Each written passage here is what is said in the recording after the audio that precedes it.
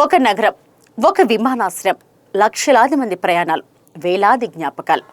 ఎవరైనా విదేశాలకు వెళ్ళినా, ఎవరైనా ఉద్యోగం కోసం మరో నగరానికి వెళ్ళినా, ఎవరైనా ఎన్నాళ్లకో ఇంటికి తిరిగి వచ్చినా విశాఖపట్నం విమానాశ్రయం వారి ప్రయాణానికి సాక్షిగా నిలిచింది. ఎన్నింటి జంక్షన్ పైనుంచి విమానం ఎగిరిన ప్రతిసారి, ఆ శబ్దం విన్న ప్రతిసారి వైజాగ్ వాసులకు ఒక ప్రత్యేక అనుభూతి కలిగేది. కానీ మీకు తెలుసా, మరికొన్ని రోజుల్లో విశాఖ నగర హృదయంలో ఉన్న ఈ విమానాశ్రయం నుంచి ప్రయాణికుల విమానాలు ఎగరడం ఆగిపోనుంది. అవును, దశాబ్దాలుగా ఉత్తరాంధ్రకు విమాన ద్వారంగా నిలిచిన ఈ ఎయిర్పోర్ట్ ఇప్పుడు తన పాత్రను భోగాపురానికి అప్పగించబోతుంది. ఎందుకీ మార్పు? నగరానికి దగ్గరలో ఉన్న ఎయిర్పోర్ట్ను ఎందుకు వదులుకోవాల్సి వచ్చింది? భోగాపురం ఎయిర్పోర్ట్లో ఉన్న ప్రత్యేకతలు ఏమిటి? ప్రజలకు లాభమేనా లేక కొత్త సవాలా? పాత రన్వే జ్ఞాపకాల నుంచి కొత్త రన్వే ఆశల వరకు ఉత్తరాంధ్ర భవిష్యత్తును మార్చబోతున్న ఈ కథనం ఇప్పుడు తెలుసుకుందాం. విశాఖ ఎయిర్పోర్ట్ కథ. విశాఖపట్నం విమానాశ్రయం ఉత్తరాంధ్ర ప్రజలకు ఇది కేవలం ఒక ఎయిర్పోర్ట్ కాదు, ఎన్నో కుటుంబాల కలయికలకు సాక్షి, ఎన్నో వీడ్కోలు క్షణాలకు వేదిక, ఎన్నో కళలను గమ్యస్థానాలకు చేర్చిన ప్రయాణ ద్వారం. భారత నౌకాదళానికి చెందిన ఐఎన్ఎస్ డేగా పరిధిలో పనిచేస్తున్న ఈ విమానాశ్రయం దేశంలోనే ప్రత్యేకమైనది. ఇక్కడ ఒకే రన్వేపై నేవీ యుద్ధ విమానాలు, ప్రయాణికుల విమానాలు కలిసి కార్యకలాపాలు నిర్వహిస్తుంటాయి.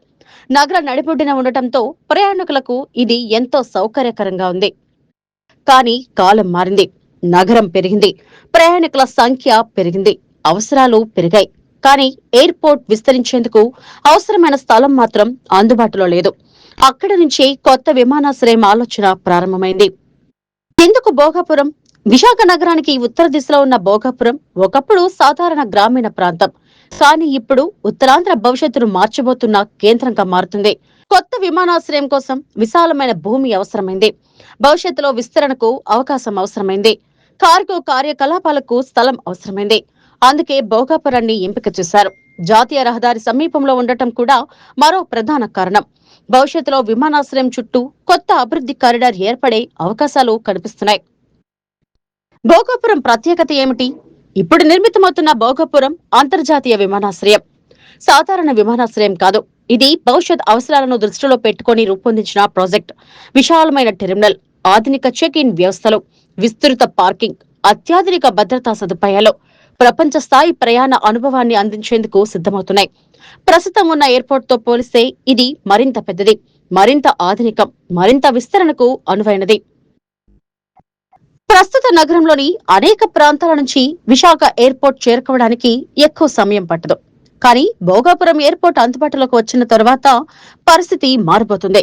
ప్రత్యేకించి నగర దక్షిణ ప్రాంతాల ప్రజలకు ప్రయాణ సమయం పెరిగే అవకాశం ఉంది. టాక్సీ ఖర్చులు పెరగవచ్చు, ముందుగానే ఇంటి నుంచి బయలుదేరాల్సి రావచ్చు. ఇవే ప్రస్తుతం వినిపిస్తున్న ప్రధాన ఆందోళనలు. అయితే ఇలాంటి చర్చలు గతంలో హైదరాబాద్, బెంగళూరు విమానాశ్రయాల విషయంలోనూ జరిగాయి. కాలక్రమేణా నగరాలే విమానాశ్రయాల వైపు విస్తరించాయి. భోగాపురం విమానాశ్రయం ప్రభావం కేవలం ప్రయాణికులకే పరిమితం కాదు. ఇది ఉత్తరాంధ్ర ఆర్థిక వ్యవస్థపై కూడా ప్రభావం చూపనుంది. పర్యాటకం, పరిశ్రమలు, ఐటీ రంగం, రియల్ ఎస్టేట్, లాజిస్టిక్స్ అనేక రంగాలకు ఇది ఊతమివ్వనుంది. కొత్త పెట్టుబడులు వచ్చే అవకాశం ఉంది. కొత్త ఉద్యోగ అవకాశాలు ఏర్పడే అవకాశం ఉంది. కొత్త వ్యాపారాలు ప్రారంభమయ్యే అవకాశము ఉంది. ఒక విమానాశ్రయం చుట్టూ మొత్తం అభివృద్ధి వ్యవస్థ ఏర్పడే అవకాశాలు కనిపిస్తున్నాయి. దశాబ్దాలుగా సేవలందించిన విశాఖ ఎయిర్పోర్ట్ ఎన్నో జ్ఞాపకాలను మిగిల్చి వెళ్తుంది. ఎంతో మంది మొదటిసారి విమానం ఎక్కింది ఇక్కడి నుంచే. ఎంతో మంది కుటుంబ సభ్యులను స్వాగతించింది ఈ టెర్మినల్. ఎంతో మంది కన్నీటి వీడ్కోలకు సాక్షిగా నిలిచింది ఈ రన్వే. ఇప్పుడు ఆ జ్ఞాపకాలన్నింటినీ వెనక్కి వదిలి కొత్త అధ్యాయానికి తెరలేస్తుంది. ఒకప్పుడు విశాఖ విమానాశ్రయం అంటే నగరానికి దగ్గరగా ఉండే సౌకర్యం. ఇప్పుడు భోగాపురం అంటే భవిష్యత్ అవకాశాల ప్రతీక. ఒక విమానాశ్రయం తన ప్రయాణాన్ని ముగిస్తుంది, మరో విమానాశ్రయం తన ప్రయాణాన్ని ప్రారంభిస్తుంది. కానీ అసలు మార్పు అక్కడ కాదు. మారేది ఒక ప్రాంత భవిష్యత్. పెరగబోయేది పెట్టుబడులు, విస్తరించబోయేది అభివృద్ధి, మారబోయేది ఉత్తరాంధ్ర ముఖ చిత్రం.